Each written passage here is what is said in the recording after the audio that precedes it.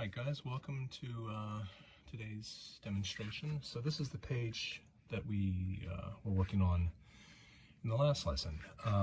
As you can see, I have finished off these 3 panels and gotten them to a point where I would be comfortable to start inking them.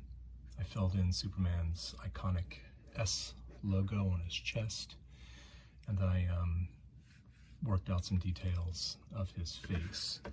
In this panel in particular, he's basically, in these 3 panels, he's realizing that he needs to destroy this creature down here, okay?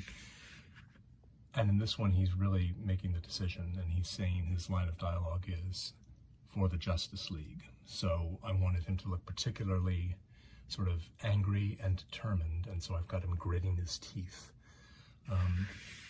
And so now I'm just going to continue on penciling this panel. And we're going to see how much progress we can make in about 45 minutes.